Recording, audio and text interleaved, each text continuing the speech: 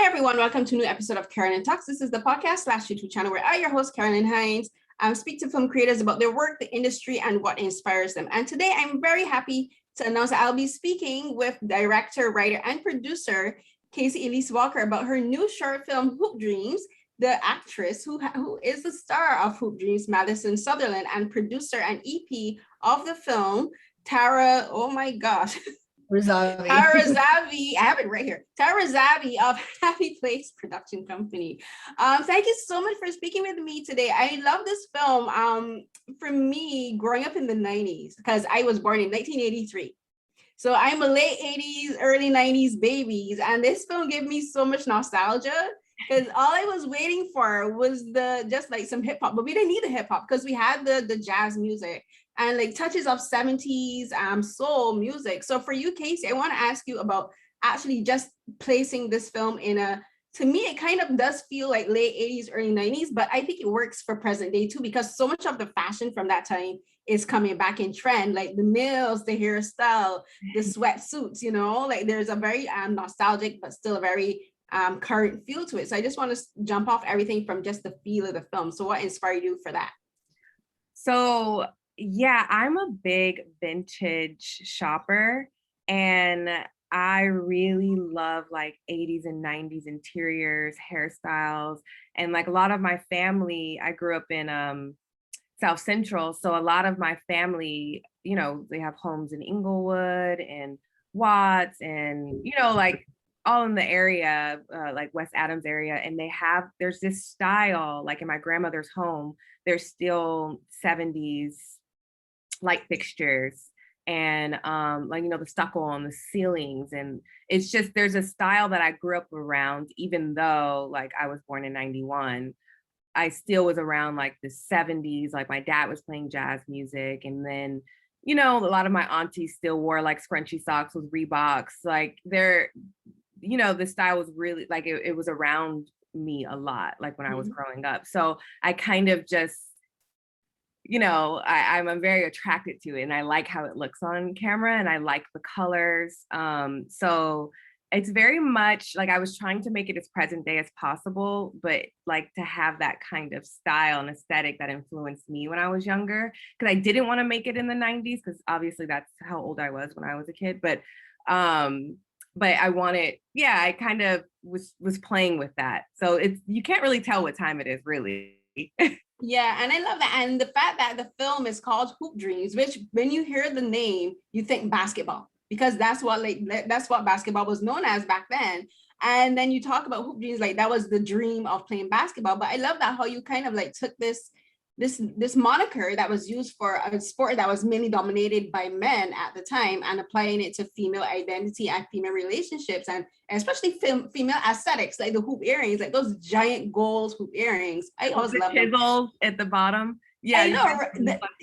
Exactly. You have either the plain gold hoop ones, or you could have the one where your name was like in the little tag at the bottom. Mm-hmm. I love those. Back home in Barbados, we call them handcuff.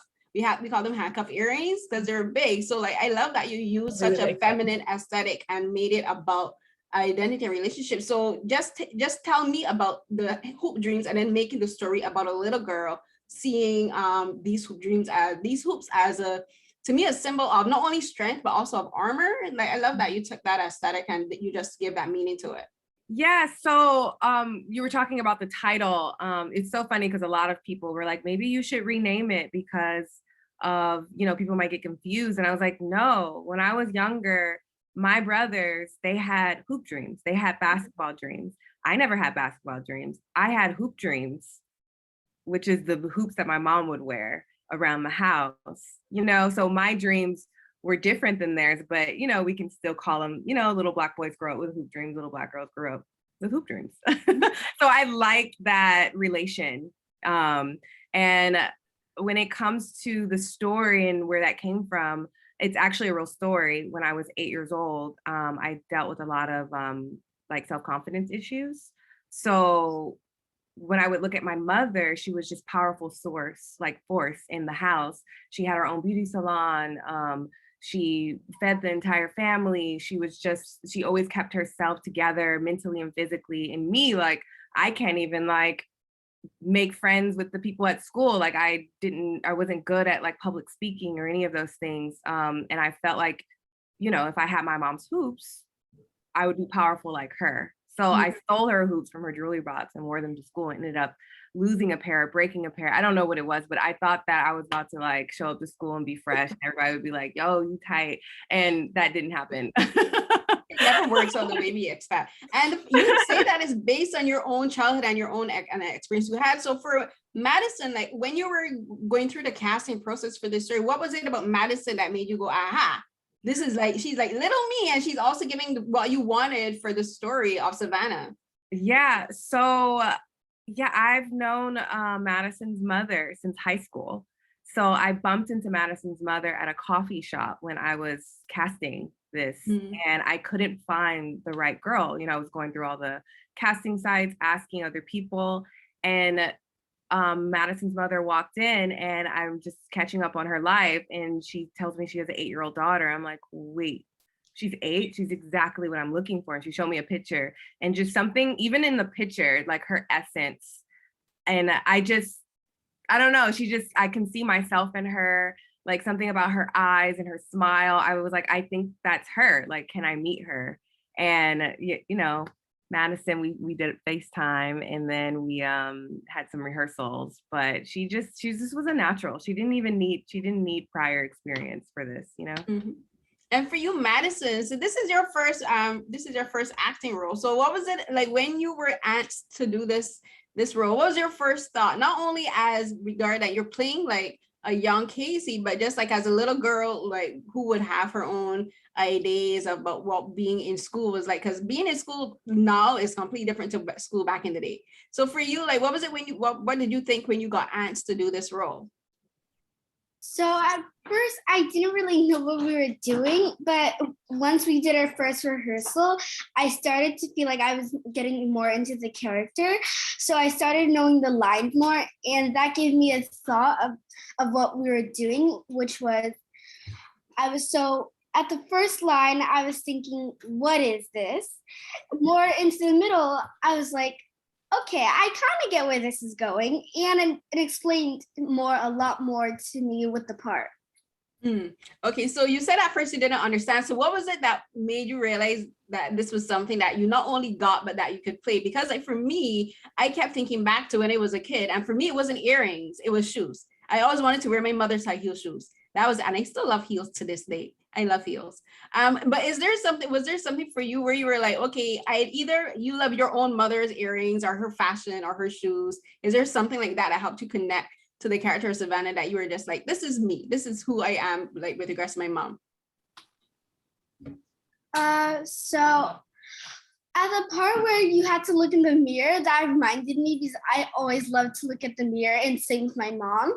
So I was just like, that I get that, because it was showing off your fashion or your shine, and I really liked that. So that's what made me just like, I get it. Yeah, I think my favorite scene is the one where after you get the hoops, you're walking into the classroom. That literally did make me laugh. It was like, I'm like, it's gonna end badly, because you know when you going into school or you're going anywhere, you think you're looking all fly, and you got it on lock, and you're just like feeling your best. That's when you trip. You walk into a door, your bag drops, something goes wrong. And like for you, like being around the kids, because we said at the beginning, this is your first acting role, but also I think it's interesting that it's a film not only about the mother, but also the kids, the relationship with the kids at school. And for you as a student, do you have like any kind of like similar experiences with the kids at school, where it's not necessarily how they're teasing Savannah, but where it's like you don't have the confidence to speak up? Because I always hate it when teachers ask me to do presentations in front of the class. And like, has doing acting now helped you become more confident as a student at school, for instance? Well, yeah, because when I'm in school, usually they call up to me and I'm like, I don't know what to do. So when I did that part, I started to feel like I knew exactly what to do, because I experienced it as another character and not just as myself. And for you, Tara, how did you become involved in the production, and what was the process of working with Kasey and with Madison? Because it's a short film, and something I always like to, one of the reasons I love speaking to directors and producers, anyone involved with short films, is because you're trying to get a story that normally from a regular feature film, you'd have an hour and a half, 2 hours to really expand and go on, but you got to make it compact. And you got to still get all the beats of a full story. So for you as a producer, like how does that work for you as a producer and your contributions to getting these stories? I love that you said that, because so the company Happy Place started in short form and we've pushed into long form. And this is one of the first pieces that we've done that's kind of like a bridge in between. And I think I'll answer it in two parts. One, when I read the script, immediately off the script, I just saw it, right? Like the story was so authentic. I didn't know that it was Kasey's story, but I knew when I read it, I'm like, well, this is her. She knows this so well. Authenticity was like super important to us. And so immediately I was hooked, on top of the fact that it was like Hoop Dreams and I love hoops. And it just was, everything about it was great, right? It just was like, the dialogue was perfect. I kind of knew the world she was building, and it was simple. Because we do so much short form, when our directors push into long form, we actually have these conversations that are like, sometimes people are rushing to tell everything in 6 minutes or 7 minutes. And what happens is the stories just get so convoluted and you're almost like overloading your audience with stuff. It's like, they don't just tell them something. And I think sometimes what directors miss, which Kasey hit the nail right on the head, is that you can tell a whole story through a facial expression. You can tell a whole story through a reaction, through a look, through a single line, right? And I feel like that this short did that really well. And so, to be honest with you, that was there already in the script. It was like, you knew who the little girl was, you knew what she stood for, you knew what her mom stood for, and on and on. So I think really it was just about the execution. It was just about the details, you know? And when it came to that, it was like, Kasey just also hit that right on the head. Like, she just built the world so well, and she built it in a way that wasn't like stuck and specific and like, okay, this is the 90s and they wore their hair exactly like this and they did this exactly like that. She built the world through so many details that it just came off the page really, really easy and comfortable. Right. And I want us to go a bit into the details now, because this film it has a very specific feel. We talked a bit about the 90s aesthetics and like the fashion and stuff, but the thing with this visually is very different. It's not what I was expecting, because it's very whimsical and it has a very storybook feel. But then it also kind of reminded me of how when we were in school, like we had to do all those like paper mache projects with construction paper and, and build these stories. So like you have Savannah, who has a story in her head. She's telling the story of her hoop dreams and how she sees her mother. But visually, Kasey, I love what you and your team did, where you made it into a literal story. So like there's the Savannah in her head, but then for the audience, we're getting to see her like build her story I think almost as a student, it's almost like she had an assignment from her teacher to say, tell me a story about your childhood, and that's what she did. So I want both you and Tara to talk about the visual aesthetics of the film and coming to and like just locking down exactly how you wanted it to look.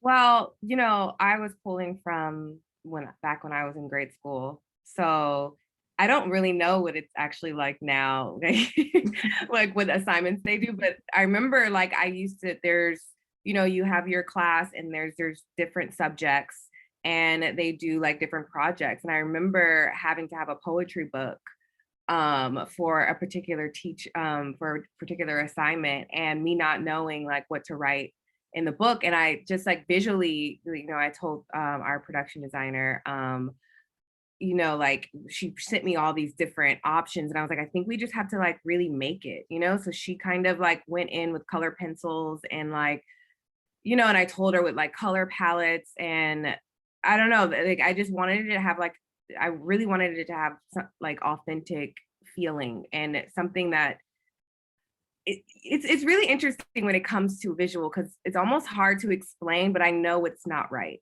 Like I know it doesn't feel right, like there was even a moment where the curtains weren't the right color, or like they weren't the right style. Like these curtains wouldn't be in this home, and I can't shoot it unless it feels right, So that's kind of where I don't know, like it's I think I don't even know how to explain it.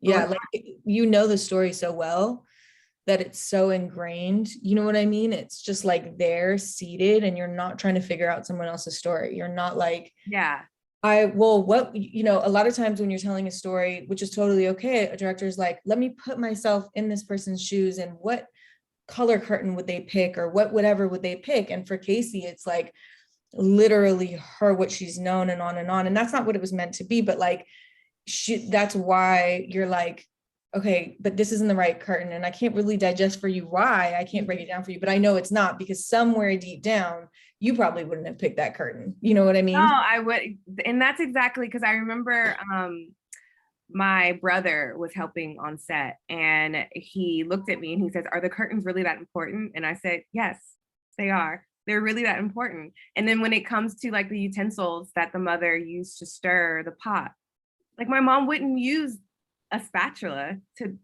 stir this. Like, we need the right tools, because to me, it's in the details that makes you feel like you're there. You know, it doesn't feel like a manufactured life. It feels like a real life and a real soul. And it's in the details of the curtains and the spoon that she uses and the way that she plates it's all of that is filmmaking, really, I guess. Like, that's what I love about it, like to recreate something that's real, That's why that's something I love about working with Kasey so much, is like, I'm also such a detail person. And when I think macro is important, right? You got to think macro first, but then you got to get into the details to really tell your story.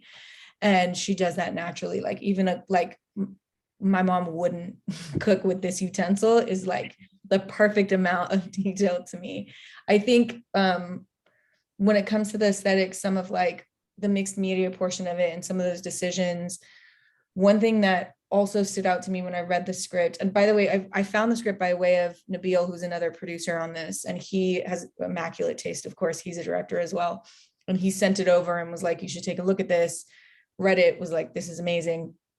Is that she wasn't, you knew she wasn't an adult trying to be the child, right? Like, she wasn't an adult trying to figure out the dialogue that a child would have.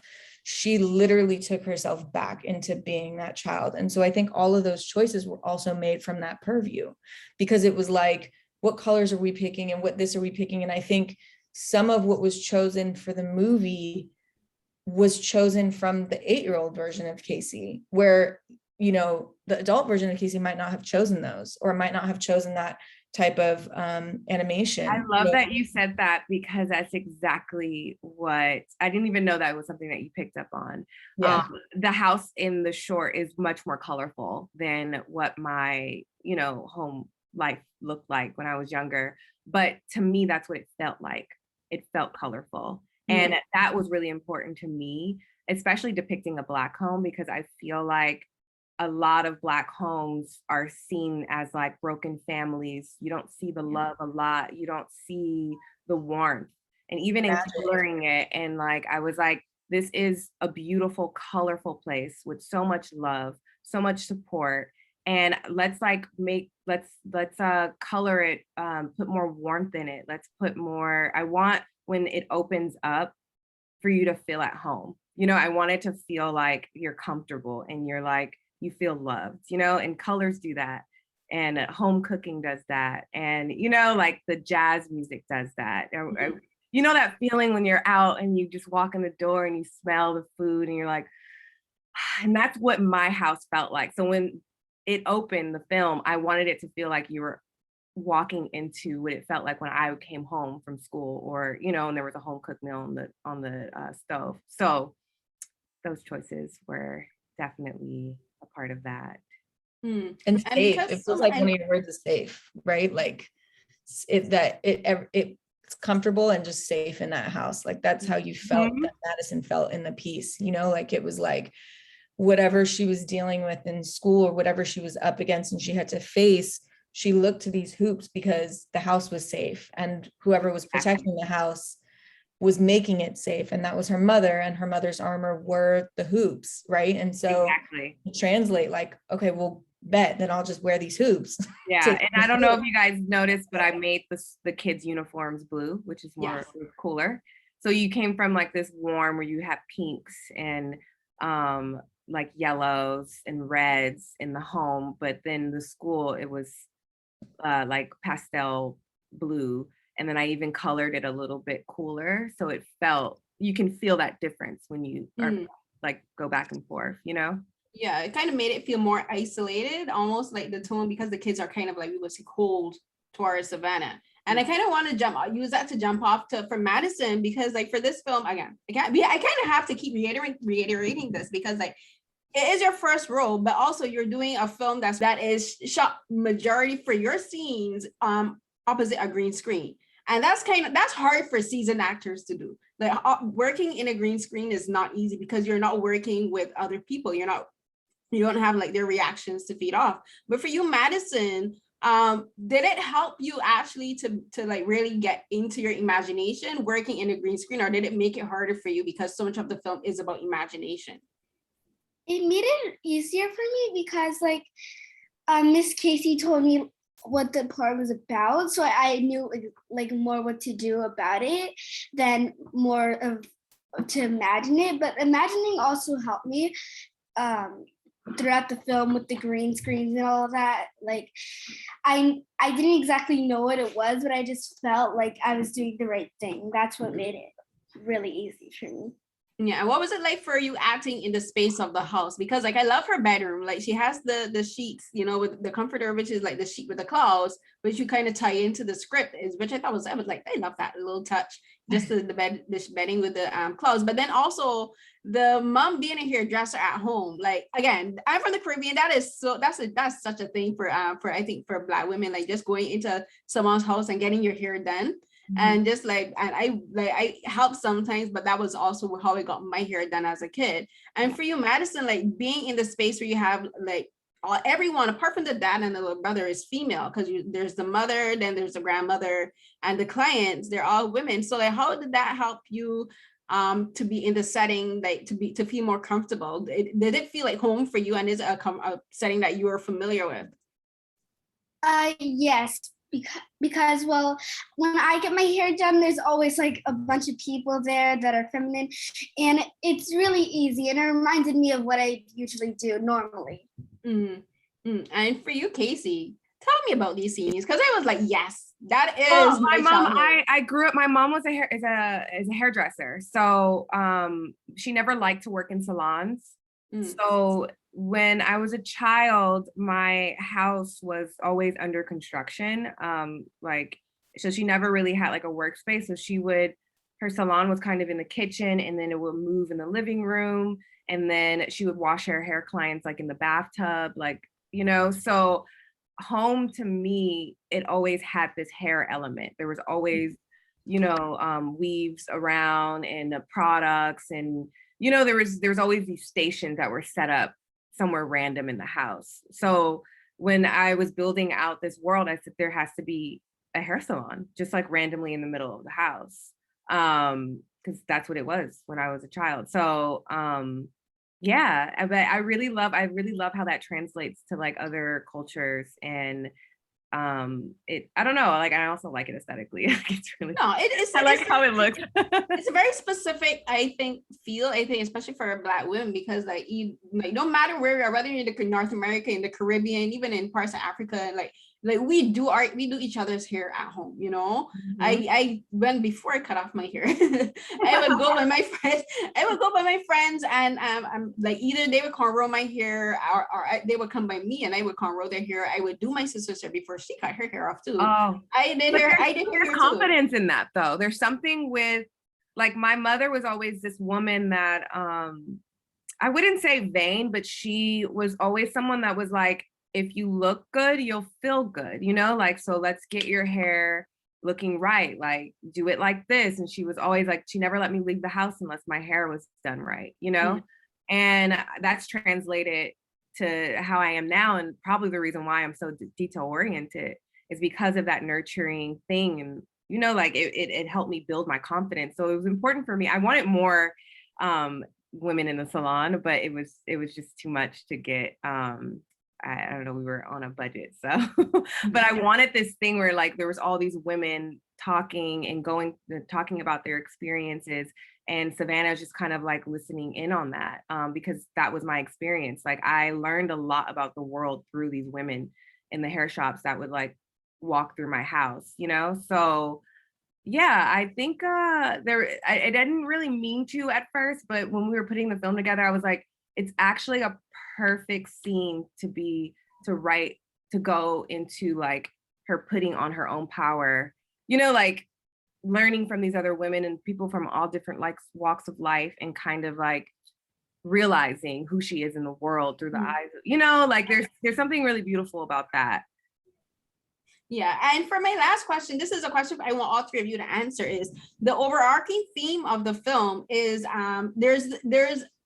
it starts with talking about a word shows a strength, whereas like for Savannah, for Madison's character, she thinks the earrings are what gives her mother strength. She thinks that they're a symbol of her mother's strength and her armor, but then like her mother tells her like you don't need external armor. She's like you already have the power within you. You already have the confidence. You just have to believe in it. But then something I thought was really interesting in the dialogue between the clients especially kind of mirrors that idea and that belief, where because like one of the women, like she's talking about demanding respect from a date, and she's like, if you got me and my two homegirls here, you got to come and pick us up on time.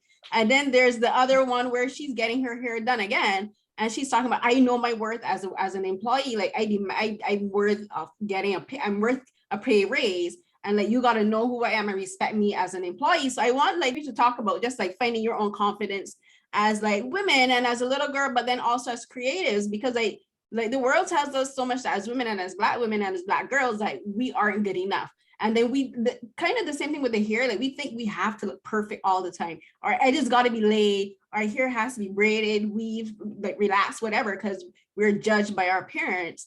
But then like as Savannah's mom says, like you don't need all of these things, that you're who you are is enough. So all three of you to talk a bit about that and finding your own confidence as creatives. I feel like a theme for every single woman in the world is finding your strength, and strength comes from within, and you learn that at some point in your life. And to your point, I think strength comes from within for everyone, but men are trained on the social side from the outset to believe that it comes from the outside. So you spend so much of your life and your adolescence and everything first recognizing the armor, and then creating the armor, and then perfecting the armor, that at some point you realize doesn't actually matter, because when you find that strength from within, it just emits in a way that's like untouchable. And I think that theme was touched on so well here in a way that like, a Madison is going to hear it, but not really get it until she gets older, and I think that's something that's really interesting. And the same thing happens, I think, just in the business and creatively, like when you're constantly trying to work harder, like as a woman, right? Like, okay, well, I know that I'm not supposed to be in the room with this person, so I'm just going to outwork them. That was like such a big part of my theme at the beginning of my career. Like, you know what? I'm going to outwork every single person in this room, and then you can't deny me. But that's because I had an inherent belief that I wasn't supposed to be in the room in the first place. And I realized that until I shake that inherent belief that I'm not even supposed to be in the room, I'm not going to master this room. You know what I'm saying? And I mean, I could talk about strength forever, but like it steps and it grows and it builds upon itself. And the theme in this piece is such a good starting point, because I feel like we all would have our version of that, which is again, just thinking that it comes from the outside and learning that it really comes from the inside. Mm-hmm. Mm-hmm. Mm-hmm. And for you, Madison, how has being in a part of this production and working with Kasey helped you to become more confident as Madison, but also possibly as a daughter, and as we talked a bit about a student? How has that helped you, and what messages did you learn? What did you learn about the film? Well, I learned that you don't have to just like be perfect, and you don't have to have all your confidence at that exact moment. You could just have it throughout this one moment, and in the next you don't have it. Like it pops up at random times, and you don't always have to be perfect. You can just be who you are, or you can just be like, well, you can also just be like, let's say I was waking up in the morning. You can also just be tired, or it can just be normal. Girl, you got a I better know. handle on this than me. I'm an adult and I'm still learning that. I'm like, wait, did I just learn something? I know. I was like, that was spurts. I was like a whole gem. Right? I'm just like, I'm here. I'm an adult and I'm still learning how to think like that. Keep thinking exactly so that. There's something that I wanted to say, because I know, like, there's the beauty salon women who, you know, they're getting their hair done, they're, you know, perfecting themselves, but the theme is about, like, you don't need all of that in order to, you know, have that power and that strength. And I think that from a child's lens, like, you're looking at your mother and you think she's perfect. She always has her hair laid down. She has these hoops. She's dressed really well, all these hair clients, you know? And so, like, in a child's mind, she might feel like, oh, like, I don't have all of that. So, you know, maybe I'm not enough. Maybe I'm not worthy, you know? So for her to show that environment that she grew up in, how she can take it and how that can, like, kind of affect her own confidence, it was really great for her mother to come back around at the end and say, the power is within you. See, none of this matters. You know, you can take your hoops off, you can go out without your hair done, you can go out in a sweatsuit, and you're powerful. It's what you believe. It's being you is the most powerful force, you know? And I'm still learning that at this age, you know. It was a battle for me younger. I didn't quite understand that concept, because you're looking at these people doing these great things, or, you know, like, I don't know, you can't really see yourself. And as you get older, you start to realize who you are. But, you know, I think this is a really powerful story for young kids, because I don't know, if young kids understand this concept earlier, I feel like it would just be a beautiful thing. The world could change. Yeah, it really could. I'm thinking deeper and deeper as we're seeing but it's real, conversation, and I'm like, yeah, this is where it all starts. You know, how we felt as children is our foundation for how we are as adults. You know, that's the way we felt, and, like, our traumatic responses and our reactions, how we are, like, as adults, directly come from when we were a child. So even though this seems like a small story of her, like, putting all of her worth in these hoops, it's actually, like, a really deep, powerful thing, you know, that can affect someone for the rest of their life. Yeah, and I think us as adults to really look at that, and you think, like, oh, this doesn't matter, like, why are you so upset over this, or, like, just brush it off, to kind of handle those things with more care, because you don't know how you're affecting this child's soul that's sensitive. And it, you know, like, something small that you don't think could be traumatizing could be something that they hold on for the rest of their lives and not even know that they're holding on to it, you know? I'm getting deep right now. There's a wider, it's so funny. I just thought about this as you were describing it. And, like, I think Kasey did such a good job of telling the story from the lens of the child, but it's something that everyone can watch because you relate to it at every age. But there's actually a lesson in there for adult women too, I think, which is that the best thing you can do for other women is be a good example. Yeah. Right. So, like, my mom was, like, a self-sacrificing whatever, like, she would have a hole in her shirt, but she would donate to places and whatever. And it would frustrate me as a child. And I came to realize that, like, you know what? It's that whole, if you're on a plane, put the mask on yourself first thing. Like, I got to put the mask on myself first, because if I can breathe, I can help everyone. And I think that lives in here too, because here's this woman, this mom that's got herself together, looks nice, taking care of the home, not afraid to do it in front of her child. You know, Madison also gets to see her mom work, and, you know, women, we have a different armor when we work than we do when we're home. So there's all these things. And I think the reason that Madison as a child feels like the hoops are going to save her in this scary work setting is because her mom has done such a good job of giving that example, of showing what that is. Like, she's actually not lost. Like, a lot of children can't even find it. They're just like, shit, this is really, really scary. Whatever's happening is really scary. And I actually don't even know how to fix it. And there's a beauty to the fact that she's like, her mom has done it so pristinely that she's like, okay, well, if I just put these hoops on, then I'll be good. Yeah. You know? So Yeah. I didn't even think about that till right now. I know, I'm like finding things in my I know every time we talk about it, there's some new. things is actually deeper. No. No, it is. I think the film, especially because like we talk about the main dialogue, but for me, it's just like the small conversations, because to me, it shows like how, like, I love these kind of films. I love short films for a particular reason, because it kind of like helps us to like really think deep, like more than what we are seeing, because like a lot of these things, especially now, because like the world is so harsh now, it kind of makes me think like we reinforce kids so much. We're like have confidence in yourself. Like I love what Madison said, because it's so true. But then as adults, like we always talk about how losing the innocence of youth, but I don't think it's just only losing the innocence of youth. I think it's like we lose the confidence of youth as well. And like as adults, like we don't reinforce that in each other.